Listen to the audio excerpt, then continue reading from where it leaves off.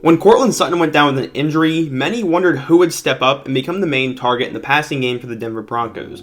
Through this weekend, Tim Patrick leads the Broncos with 607 receiving yards on 40 catches and 5 touchdowns, and he has proven to be a great fill-in for Courtland Sutton. I really liked Patrick when he was at Utah, and he went undrafted in the 2017 NFL Draft. But he made a name for himself, and his story to get to this point is pretty incredible.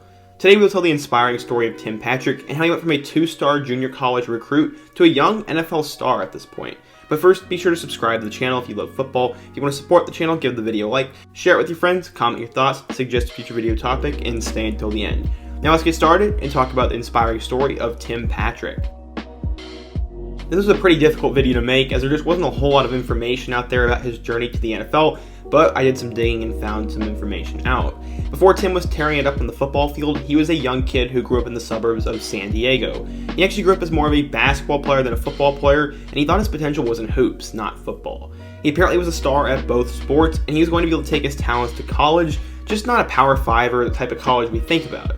Instead, he went to a place called Grossmont College. Apparently, while he was there, he had 53 catches for 964 yards and 8 touchdowns in 2013, and he was a first-team All-Conference player there.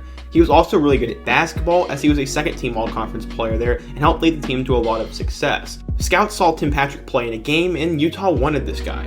No one else was recruiting him, so he was going to be all theirs if they could get him, but there was one problem. He was not doing well academically. He was super behind and would have to walk on at Utah if he ever wanted a chance. He'd have to prove to the Utah staff that he could get it together academically, and he actually called them every single day to let them know the progress he had been making.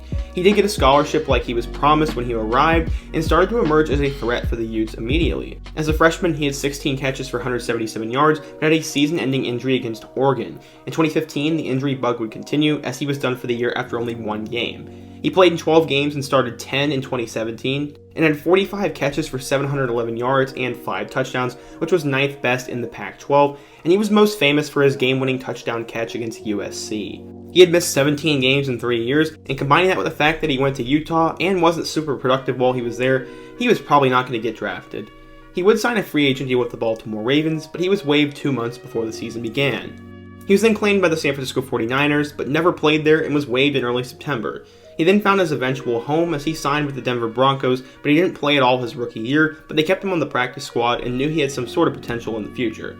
In 2018, he got a chance to play a bit as he caught 23 passes for 315 yards and had his first career touchdown against the Chiefs. 2019 got off to a rough start as he missed the first 8 games of the season with an injury, but he still managed to have 16 catches for 218 yards.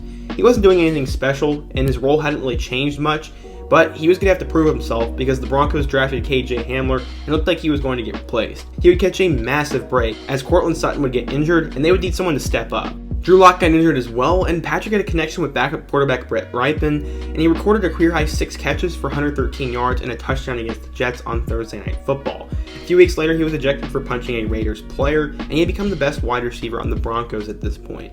Against the Dolphins, he recorded 5 catches for 119 yards, and against the Chiefs this past weekend, he caught 4 passes for 44 yards and 2 touchdowns. He has had 40 catches for 607 yards and 5 touchdowns on the year, and he's proven he can be a big playmaker for the Broncos, and that he will have a role in the NFL moving forward.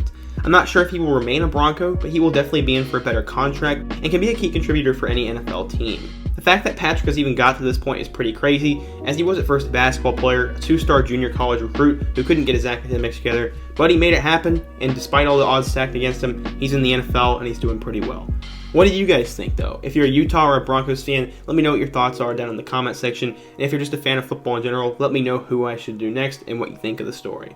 Before you go, be sure to subscribe if you're new, hit that like button if you want to support the channel, and check out all my other videos on the end screen, including my video about the rise of Drew Lock. I hope to see you guys again soon, but until next time, peace.